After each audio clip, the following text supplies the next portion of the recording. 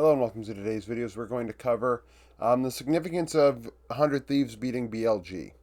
Understand that it happened a day and a half ago, but on the board we have some very basic information as to when North America has beaten the Chinese first seed in any way, shape, or form in a best of one in the history of worlds. Yes, I'm not including MSI in this. So this was the sixth win North America has ever had against a Chinese first seed. In 2015, TSM, which were the second North American seed, beat LGD. That would be their only win of that tournament in group stage. I would say that win was not that significant. You could argue it was a massive upset win because that team never did win another game, and in all grand scheme of things, it might not have been that strong. I was not watching League in 2015, so I will not pretend to know the significance of that. 2017, EDG versus Cloud9. Cloud9 take a game as the 3 seed. 2018, RNG versus Cloud9 as a 3 seed. Cloud9 would win. They'd go to semifinals, I believe, that year. A very strong event. Actually, quarterfinals and semifinals, because in 2017, I think that was the year they lost to Team Wii in 5 games. 2018 was the year they beat Africa, then lost to Fnatic, maybe? I forget. Regardless. Cloud9, that's a big win, because both of those wins were pretty big. Those are wins that many thought they probably wouldn't get going into that event. And then that got them out of the group stage in the prior format. 2020, Top Esports and FlyQuest. I loved that group. That was a very fun group with Unicorns of Love and No Man's Cassidon. That play, like the 2020 Worlds just sticks out to me, that and Bin's Fiora Pentakill as two moments that I don't think I'll ever, forget. And it's funny because FlyQuest, that was the Santorin PoE Ignar team with Wild Turtle, and top lane might have been Solo. It might have been. Not 100% sure who the top laner was on that team. But into Top Esports, Knight back then. DRX, I believe, had Chovy. And we had Unicorns of Love with No Man's in mid lane.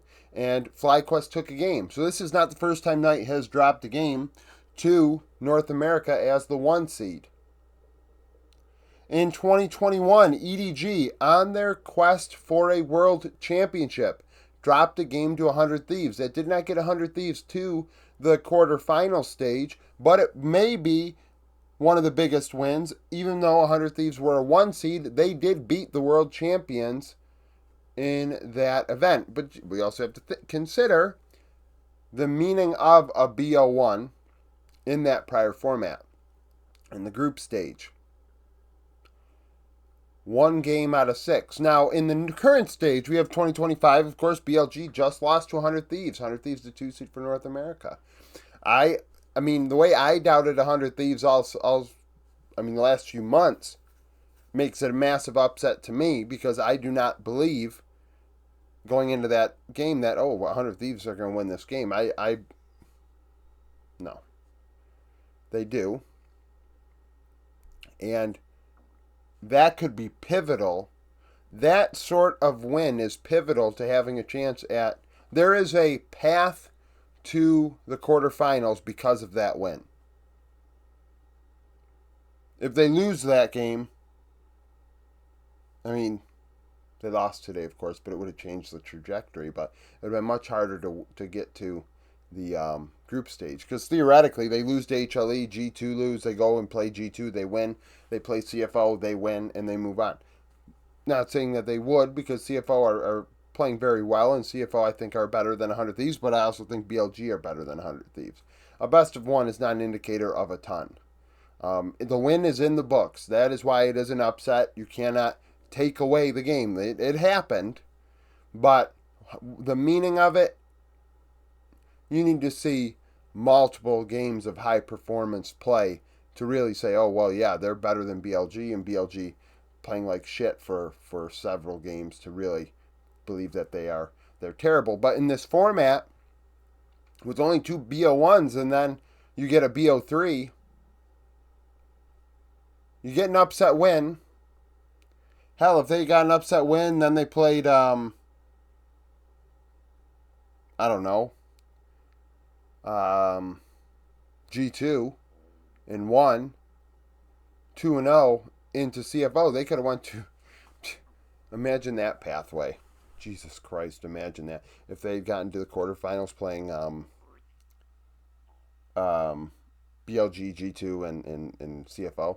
I mean, but then again, playing BLG is a game that they had to earn and win, but that's another reason why Swiss stage kind of stinks, because you look at that and you're like, oh, well, they only played 2 games, about 1 BO3, and they're in the quarterfinals. That is a thing, but it's just like, that's the 6th win. Like, when I said on Twitter, I'm like, this is the biggest, that's the upset right there. There's no bigger upset. And then I thought, maybe I should look at the history and see where we're at.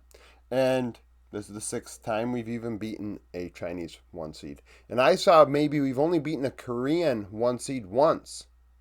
And I say I'm not a North American League of Legends fan. I say we because I reside in North America. I do not have a preferred region.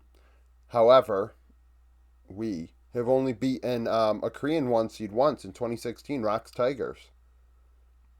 Otherwise, they have not beaten a 1 seed from Korea in a BO1 at Worlds, which is insane, but it's true. I mean, I remember doing my video about LPL versus North America all time and looking at the stats and saying, well, you know what? LPL versus LCK, they're much better against the LPL than the LCK. And another thing, the reason why I'm saying Worlds, because we think back to the win against IG at MSI in a BO5. That, you could argue, is the greatest upset in the history of North American League of Legends, is winning that series. Defending world champions, you beat them to have an opportunity to go to the finals at MSI into G2. The potential there for a international victory, and of course they got absolutely smoked in the finals, but there was some significance there to that moment and the opportunity that arose from it, getting that upset.